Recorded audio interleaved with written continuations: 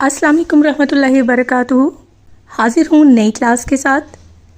ہم پڑھ رہے تھے تجوید کے رولز، جس کے آدھے رولز ہم نے کر لیے تھے۔ آج ہم ایک نیا رول سیکھیں گے جس کا نام ہے حروف مستعلیہ اور شبہ مستعلیہ۔ اب حروف کے بارے میں تو ہم جانتے ہیں، تو مستعلیہ کی ڈیٹیل جانتے ہیں کہ مستعلیہ آخر ہے کیا۔ مستعلیہ نکلا ہے استعلا سے، جس کے لغوی معنی ہیں بلند ہونا، اور اس کا روٹ ورڈ ہے عین لام واو، جس کا مطلب ہے بلند ہونا۔ یہ تو ہو گیا اس کا لغوی معنی، اور جن حروف میں یہ صفت پائی جاتی ہے ان کو کہتے ہیں حروف مستعلیہ۔ ان حروف کو حروف مستعلیہ اس لیے کہتے ہیں کہ ان کو ادا کرتے وقت زبان کی جڑ تالو کی جانب اوپر کی طرف اٹھتی ہے، بلند ہوتی ہے، جس کی وجہ سے یہ حروف موٹے پڑے جاتے ہیں۔ اور یہ جو حروف مستعلیہ ہیں یہ ہر حال میں پر پڑے جاتے ہیں، موٹے پڑے جاتے ہیں، چاہے ان پہ حرکت ہو یا نہ ہو۔ اچھا، اب یہ حروف ہیں کون سے؟ یہ حروف ہیں خا، صاد، ضاد، غین، طا، قاف، ظا۔ ان کو ہم نے ایک مجموعے کی صورت میں اکٹھا کر لیا تاکہ ہمیں یاد کرنے میں آسانی ہو، اور مجموعہ بنایا ہم نے خصا، ضغطن، کز۔ یہ تمام حروف ہر حال میں موٹے پڑھے جائیں گے، چاہے ان کے اوپر حرکت ہو یا نہ ہو۔ اچھا، ایک اور چیز، اب یہ جو حروف ہیں صاد، ضاد، طا، ظا، یہ تو خوب موٹے پڑھے جائیں گے، اور جبکہ غین، خا اور قاف یہ اس سے تھوڑا کم موٹے پڑھے جائیں گے۔ یہ تو تھے حروف مستعلیہ۔ مستعلیہ کا مطلب ہے بلند ہونا، اور چونکہ ان حروف کی ادائیگی کے وقت ہماری زبان اوپر تالو کی طرف بلند ہوتی ہے، اٹھتی ہے، تو اس لیے ان کو ہم حروف مستعلیہ کہتے ہیں۔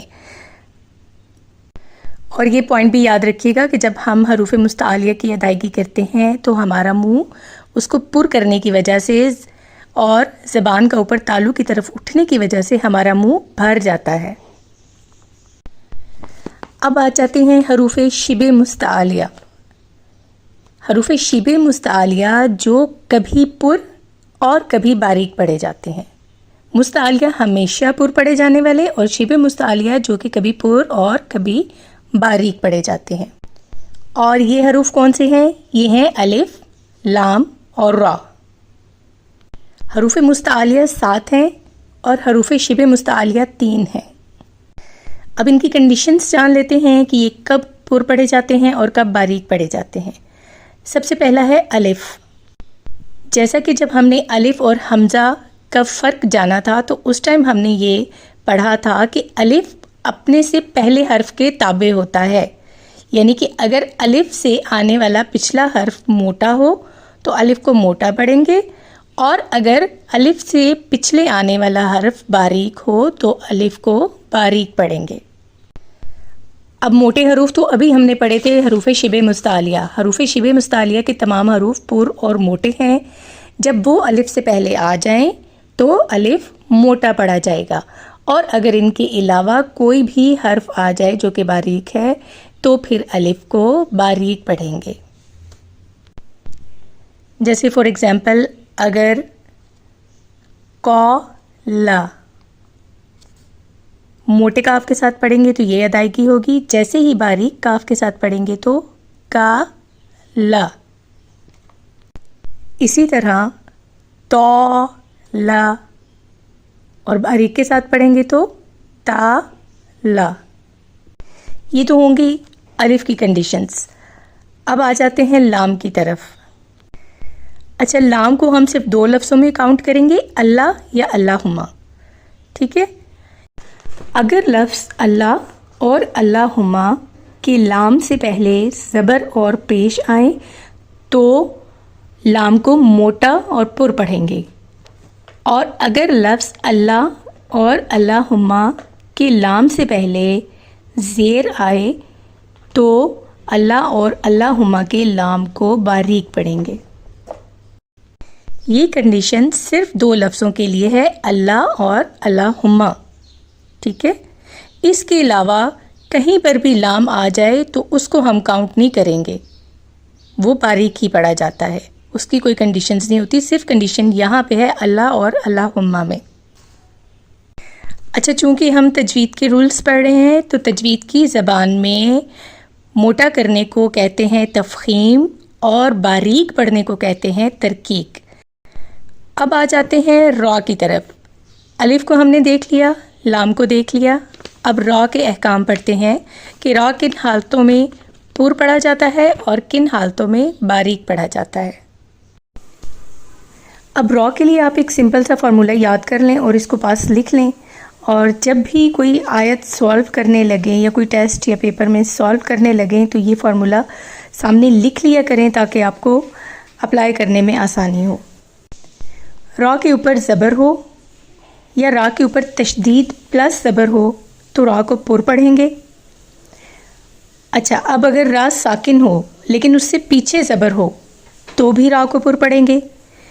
اگر را ساکن ہو، اس سے پچھلا حرف بھی ساکن ہو، اس سے پچھلے حرف پر زبر ہو تو بھی را کو پر پڑھیں گے۔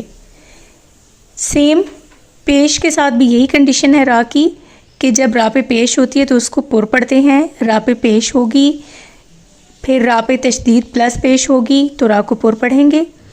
اگر را ساکن ہو اور اس سے پچھلے حرف پہ پیش ہو تو بھی را کو پر پڑھیں گے۔ اگر را ساکن ہو، اس سے پچھلا حرف ساکن ہو، اس سے پچھلے حرف پہ پیش ہو تو بھی را کو پر پڑھیں گے۔ یعنی کہ یہ 3 لفظوں تک کاؤنٹنگ ہوتی ہے اس کی، 3 حرفوں تک، 3 حرفوں تک اس کی کاؤنٹنگ ہے کہ اس کو پر پڑھنا ہے یا باریک۔ اچھا، یہاں پہ کیونکہ میں نے صرف پر کا فارمولہ لکھا ہے، لیکن یہیں پہ آپ باریک پڑھنے کا بھی سیم پروسیجر میں اسی طرح کے را کو کب باریک پڑھنا ہے، زیر کے ساتھ بھی سیم فارمولہ آئے گا، تو اس کو آپ زیر کے ساتھ بھی لکھ سکتے ہیں۔ یہ کچھ ایگزامپلس ہیں را کو پر پڑھنے کی، اور بالکل ان کی کنڈیشنز کے ساتھ جو فارمولہ ہم نے بنایا تھا اسی کے ساتھ ہم نے ایگزامپلس دی ہیں، ان کو دیکھ لیجئے گا۔ اچھا، اب کچھ کنڈیشنز ایسی ہیں، اس فارمولے سے علاوہ بھی کنڈیشنز ہیں کہ جہاں پہ را کو پر پڑھیں گے، اور یہ کنڈیشنز 3 ہیں۔ نمبر 1، اگر را ساکن سے پہلے عارضی زیر ہو۔ عارضی زیر آپ کو معلوم ہے نا، حمزہ وصلی کی صورت میں جو ہم لگاتے ہیں، اور اس کو عارضی اس لیے کہتے ہیں کہ یہ اللہ تعالیٰ کی طرف سے لگی ہوئی نہیں ہوتی، یہ ہم نے خود لگائی ہوتی ہے۔ تو جب بھی حمزہ وصلی آئے گا اس میں عارضی زیر آئے گی جو کہ ہم نے خود لگائی ہوئی ہوتی ہے، تو اس زیر کو ہم کاؤنٹ نہیں کریں گے، پھر بھی ہم را کو پر پڑھیں گے۔ جیسے اینر تب تم۔ اب یہاں پر جب ان دونوں لفظوں کو علیحدہ کریں گے، ان اور ایر تب تم، تو تب بھی ہم را کو پر پڑھیں گے۔ نمبر 2 ہے کہ را ساکن سے پہلے زیر دوسرے کلمے میں ہو، یعنی کہ اس کلمے میں ہمارے پاس زیر زبر کچھ بھی نہیں، را ساکن ہے، اور اس سے پچھلے کلمے میں ہمارے پاس زیر ہے، تو پھر بھی ہم را کو پر پڑھیں گے، کیونکہ یہاں پہ جو کنڈیشن ہو رہی ہے وہ صرف ایک کلمے کے اندر جو ہم نے فارمولہ اپلائی کیا تھا وہ صرف ایک کلمے کے اندر تھا، لیکن جیسے ہی اگر ایک کلمے کے اندر وہ ہماری کنڈیشنز پوری نہ ہوں تو ہم پچھلے کلمے کی طرف جب جاتے ہیں تو پچھلے کلمے میں اگر زیر ہو تو ہم اس کو کاؤنٹ نہیں کرتے، پھر بھی را کو پر پڑھتے ہیں۔ اب نمبر 3 یہ ہے کہ را ساکن سے پہلے تو زیر ہے، لیکن اس کے بعد آنے والا جو حرف ہے وہ حروف مستعلیہ میں سے ایک ہے، موٹا حرف ہے، تو پھر بھی ہم را کو پر پڑھیں گے۔ جیسے کر، توس، یہاں پہ بھی ہم را کو پر پڑھیں گے۔ یہ بھی 3 کنڈیشنز ہیں جو کہ آپ کو یاد کرنی ہوں گی۔ اب را کو باریک پڑھنے کی کنڈیشنز دیکھ لیتے ہیں۔ را کے نیچے زیر آئے، را پہ تشدید پلس زیر، را ساکن ہے اس سے پیچھے زیر ہے، را ساکن ہے اس سے پچھلا حرف ساکن ہے اور اس سے پیچھے زیر ہے، پھر را ساکن ہے اس سے پیچھے یا ساکن ہے۔ ان ساری کنڈیشنز میں ہم را کو باریک پڑھیں گے۔ یہ فارمولہ بھی یہاں پہ آپ نے یاد کر لینا ہے۔ یہ را کو باریک پڑھنے کی کچھ ایگزامپلس ہیں۔ ان کو ضرور دیکھیے گا۔ تو اسی کے ساتھ یہیں پہ آج کی کلاس کو ختم کرتے ہیں۔ اگلی کلاس میں ملتے ہیں ایک نئے رول کے ساتھ۔ تب تک کے لیے اللہ حافظ۔ اور جاتے جاتے اگر آپ اس چینل پر نئے ہیں تو چینل کو سبسکرائب کر لیں اور نوٹیفیکیشن کے بٹن کو پش کر دیں تاکہ ہر نئی آنے والی ویڈیو آپ تک پہنچ سکے۔ جزاک اللہ خیر۔